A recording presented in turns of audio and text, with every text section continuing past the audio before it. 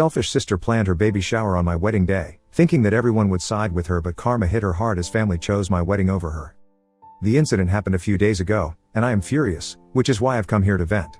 I have an older sister, Portia, 30F, who has severe main character energy, and it rubs me the wrong way in all possible ways. This has been the norm all her life, and all of mine, and I generally never objected or said anything because I've never been one to start conflict or drama. However, things came to a head on my wedding day because she decided to host the baby shower for her fourth kid on the same day. Naturally, when I found out a few days before the wedding, I was very upset. I had made my family RSVP to the wedding date months in advance, so I knew this little coincidence, as she called it, was deliberate on her part. It just made me want to either rip my hair out, or hers. I had a nagging feeling that my family would choose to attend her baby shower over my wedding because that's how things have always operated in my family. She has been the golden child for as long as I can remember, and I have been the afterthought. I thought maybe this one day would be about me, but with her baby shower, I knew she was planning to steal even this day from me. Portia and I, 25F, do not have the best relationship. I would attribute it partly to how my parents raised us, but mostly to Portia's attitude and arrogance. Portia was an overachiever in school. She got good grades, played sports, and was generally liked by her teachers and peers. Mom and Dad were very proud of her. I, on the other hand, was just about average. I didn't excel in academics, but I wasn't bad either. I didn't have any meaningful hobbies, according to my parents, and all of this was amplified by the fact that I went to the same school as my sister. All my teachers and even the principal used to be quite astounded that Portia and I were sisters because I was quite unlike her, not just in attitude but also in capabilities. We were constantly compared, and I always fell short. My parents did not take my lack of skills well. Portia was the favorite child. She was pampered, spoiled, and anything she demanded was done because she was a bright kid. I was categorically told as a kid that I would get this treatment from my parents too if I became as good as Portia. I have a series of psychological issues with self-worth due to my childhood, and it has severely impacted the quality of my life. By the time I turned 13, I realized that I would never have a good and functional relationship with my family. I just accepted that as my reality and withdrew from the family. I kept mostly to myself, stayed in my room, and spent my hours doodling. That was my only real hobby, and nobody ever took it seriously. I was the extra member of the family, so to speak, always an afterthought, always left alone, always looked at with either disgust or contempt because I was not good enough for my parents. I was called a scribbler, and my mother even tore one of my sketch pads because I was busy scribbling instead of working hard and being a source of pride for the family like my sister. I knew then that no matter what I did, they wouldn't see me as who I was, only as a lesser version of Portia. And that no matter how hard I tried, I could never match up to her, and that I didn't want to either. So I just stopped interacting with them as much as I could. When I was 13, Portia left for college. And she changed. She was no longer the good girl our parents had raised. She still did well, no doubt about that, but she never answered their calls, didn't want to come back home, and blew through money like crazy. All of this took a toll on my parents, I guess, and they felt alone and isolated. They had lived the 18 years of their lives as parents to just one kid, and suddenly, that kid didn't want much to do with them. That was when their attention shifted to me. They tried to get closer to me and wanted to make a bond, but I didn't want anything to do with it. I had attuned myself to being alone, and all of this attention just stressed me out. It had taken me a long time to learn to live by myself, and I was not going to change it because my parents wanted to play happy families. This made them mad, and things got even worse for me. They were either yelling at me or taunting me all the time, and it became too much for me to handle. I somehow managed to make it past the next few years until I went to college. I have been very low contact with them ever since. I did a degree in animation, so I can say that all that doodling really paid off. I got a good job right out of college, and I'm doing quite well for myself. This is unlike what anyone, especially my parents and sister, expected of me, so that makes me feel even more smug about the entire thing. They have tried to get in touch with me repeatedly in the last 2 to 3 years, in the sense that they wanted to get closer to me, and things like that, but I have always politely declined their efforts. I do not feel their need in my life anymore, and I am more than happy with the little family I have built for myself.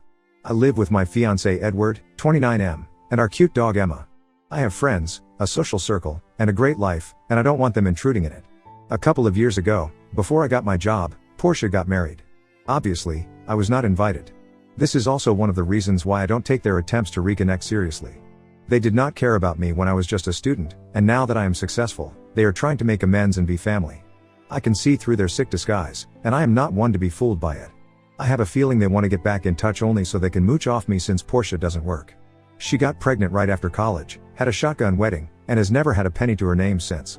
The family had always thought she would be the one bringing in the money, since she was the brilliant one, and that I would end up being a failure. Now that there is no prospect of her providing any money, they are trying to make amends so that I can be their cash cow. While my parents have been this way since I was born, my extended family is much better. My Aunt Rachel was kind of a mother figure to me growing up, and she has always called my parents out on their favoritism. Of course, these allegations were vehemently denied, but gradually, the entire extended family got to know the real picture of everything. They have supported my decision to stay low contact, and nobody really pressured me to build bridges with my family until a couple of months ago. Around 3 months ago, my mother had a very serious health scare. She was admitted to the hospital for weeks, and the diagnosis was tricky. Her quality of life has since been severely impacted, and the doctors have said that it is going to take a long time for her to return to how she was before, if that ever happens. This, according to my aunt, was a wake-up call for my mother, and the entire time she was in the hospital, she was sobbing for her baby, aka me. I wasn't told about her health issues immediately because we had been low to no contact for a few years now. But my aunt called me up a week after the incident to tell me that my mother was very sick and had a sort of realization that she had not treated me well. And ever since that day, my mother has only been crying, wanting to get back in touch with me, saying that she knows she is going to die soon and doesn't want that to happen before I give her a chance to be a good mother again. I had been conflicted about this because I knew deep down that the only reason my mother wanted to make amends was that she did not want to shoulder all that guilt for treating her own child poorly. It was more about her guilt than it was about me. But I also knew that if I did not talk to her, or at least get back in touch, I would end up regretting it. So after a lot of thought, and a considerable amount of urging from both my aunt and my fiancé, I decided to give it a shot and get back in touch with her. It was emotional for us. There were a lot of tears and a lot of apologies from her side, and I just told her to let it slide, and that I did not wish to talk about it or engage in it anymore. My father tried to be civil, and he is too proud a man to admit where he went wrong, so he and I didn't exchange more than a few words. Portia was nowhere to be found during this little reunion of ours, and I found out later that it was at our mother's request. Mom had vehemently denied Portia's presence during our talk, and I hear that she was quite salty about it, but there was nothing she could do. So, now comes the actual incident.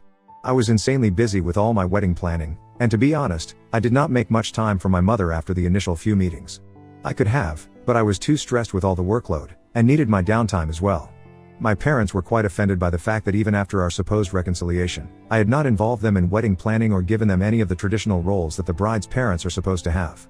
My mother was upset about the entire situation, but she chose to let it slide, which is when I began to feel that maybe she was actually remorseful. My father, on the other hand, was extremely angry that he would not be the one walking me down the aisle.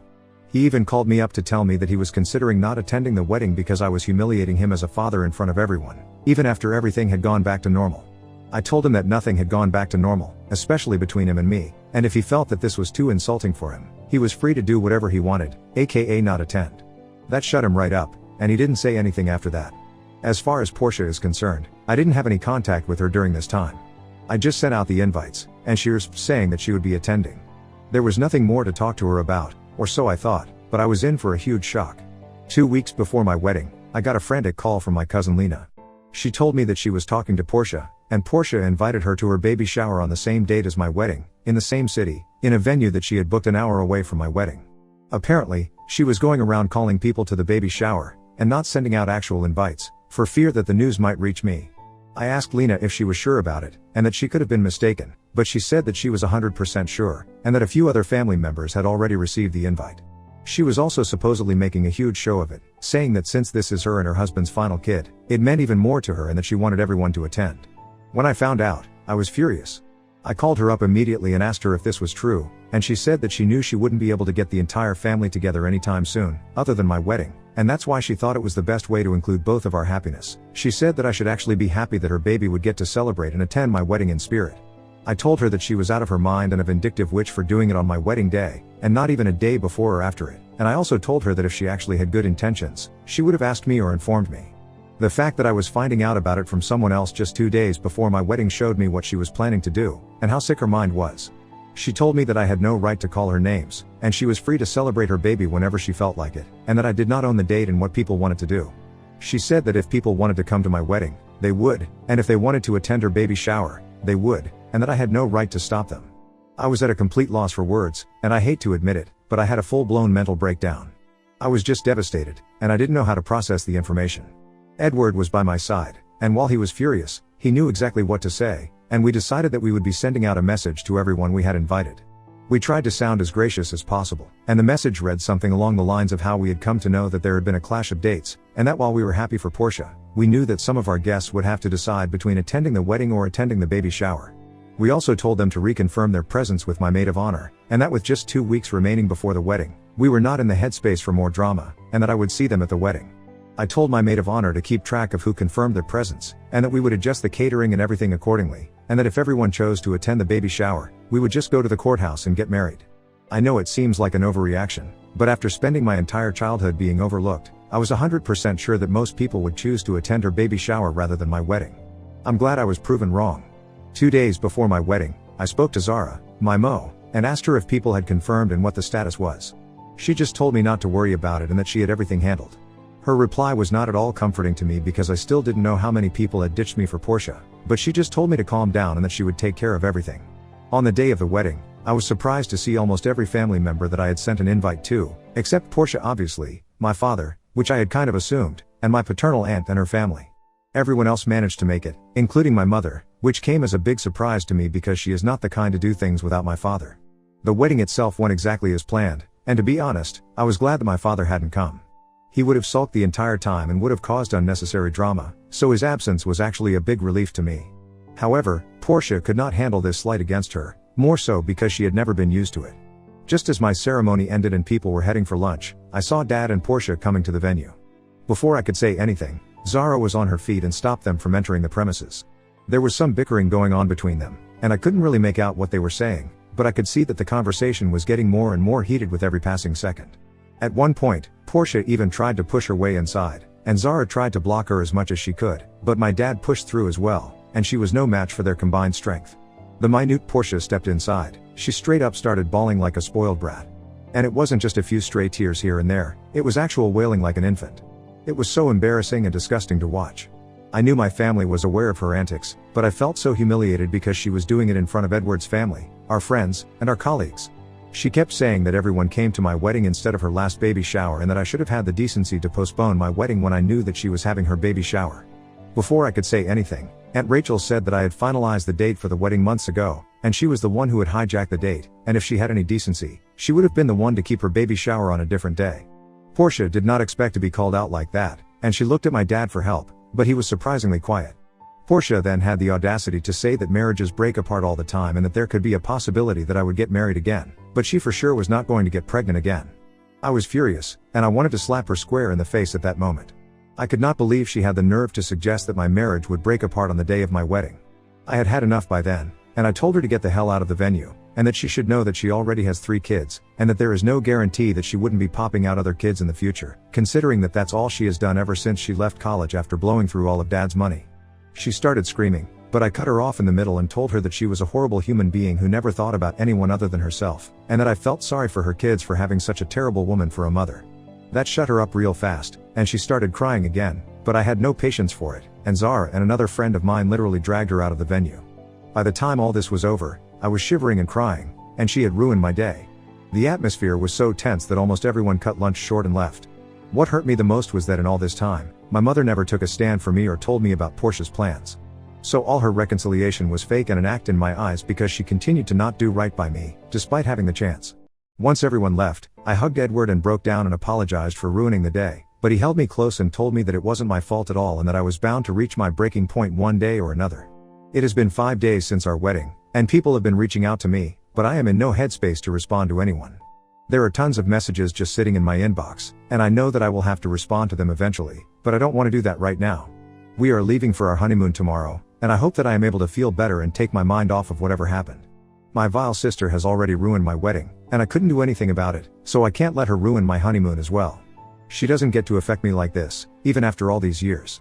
Update 1. Hey Reddit. I haven't been updating because I took a break from Reddit during my honeymoon.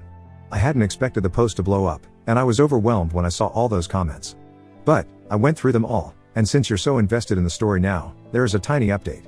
All the while on our honeymoon, Ed and I didn't really entertain any sort of contact from my side of the family. My mother made multiple attempts to get in touch with me, but I just told her that I would talk to her once I got back from the honeymoon. She has since called me and told me that she wants to meet and apologize for not taking a stand for me during the wedding and that she is ashamed of herself.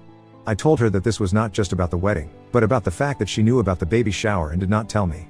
She said she didn't want me to get upset, and that she thought people would attend my wedding over the baby shower anyway. I told her that her assumptions do not excuse what she has done to me, and she has again shown me that she is not a reliable person at all, especially when it comes to my emotions and feelings. She kept on apologizing, but I told her that I needed a break from her and to not contact me anymore. She tried to play the I'm sick card, and I said that she had decided to come back into my life to prove to me that she was sorry. Her actions have shown me the opposite because she continues to choose Portia over me, even if it comes at the cost of one of the most important days of my life being sabotaged. She was crying inconsolably as I tore into her, and I felt so guilty doing it, but I knew that I couldn't let her run all over me again. It had taken me years and years to feel mentally safe, and I could not allow her to waltz back in with her same antics and ruin everything. I told her that I would be reaching out to her, but it would be on my own time, and that I did not want her to pressure me into building a relationship with her because clearly, she was not ready. I think she felt that if she victimized herself a little, she could strong-arm me into relenting, but when that didn't happen, she gave the phone to Dad, who I was not interested in talking to at all. The minute I heard him on the line, I disconnected the call. He sent me a long text after that, which I didn't even bother to read and have since blocked him. Other than that, I only had messages from family saying that they were sorry that Portia had tried to upstage me on my own wedding, and basically messages supporting me and sympathizing with me. I haven't responded to all of them, but I will. All in all, I feel much better about the entire ordeal, and I am glad I have cut my mother off again. I do not have the energy to deal with my parents, and I don't want them ruining the family I have built for myself. Update 2. I had thought that the drama was over, but clearly, that is not the case. Portia's husband, let's call him Jake, turned up at my house last evening. He looked pretty dejected, and I didn't have the heart to say no to him, so I called him inside. The first thing he did was apologize to me, saying that he had no idea Portia had been planning this. That was when I recalled that during the entire episode at my wedding, I did not see Jake. I asked him what he meant, and he said that he had actually planned a baby shower for Portia a week after my wedding, and she had insisted that the date be changed. She had also told him that I had not invited them, which is why she wanted to keep the baby shower on the same day as the wedding. He was not on board with it, and said that she shouldn't have been expecting an invitation anyway, since we had been estranged for a long time. He said that he never sought to clarify with me because he felt that me not inviting them was understandable, and that he would have been surprised if I had invited them. When he found out what had actually happened on the day, he was mortified, and it was only because my mother told him that he found out the truth. He said that he was extremely sorry and wanted to apologize on her behalf and asked us if he could do anything at all to make the entire situation better. I told him that he had no reason to apologize because he was not there, and that his wife was a grown woman who could take responsibility for her own actions. I said that she had to learn how to take accountability for her actions and that if the apology did not come from her, it did not mean anything. I told him that I had nothing against him, and that he seemed like a great guy, and I thanked him for reaching out. I think it was sweet of him to come and talk to us, but that still doesn't take away what his wife has done, and to be frank, even if she did apologize someday, I know that I will not forgive her. She has dug her grave, and now she can very well lay in it. Update 3, Portia and Jake are heading towards a divorce. Apparently, they had been having problems for a long time, and her behavior at my wedding was the last straw on the camel's back. She has been running around telling people that I am the reason behind her divorce, but I guess everyone has had enough of her antics, and nobody is willing to listen to her self-pity tirade anymore. Last I heard, she was about to move in with Mom and Dad, although it had been made clear that this would be a temporary arrangement. She even reached out to me, asking me to babysit her kids, for free, saying that this would be my repentance for ruining her life. I have promptly blocked her everywhere and don't wish to engage with this drama any longer. I don't know the details of their divorce, but I do know that Jake is trying to get full custody of all the kids because he thinks she provides an unfit and unstable environment for the development of the kids. I don't know what will come of their divorce, but I do know that she is in serious trouble, and nobody is willing to help her now. So what will happen remains to be seen. All I know is that I have completely bowed out of this entire chaos, and my family by extension. This is so much more trouble than they're worth, and I had a calm and peaceful life before they decided to get back in touch with me. The only people that I am now choosing to associate with from my family are a few of my cousins, and my Aunt Rachel, because all of them stood by me like a rock when the entire fiasco with my wedding was happening. I am beyond grateful to them for supporting me like they did. They are the only ones who deserve to be part of my life, and I'm going to be fiercely protective of my boundaries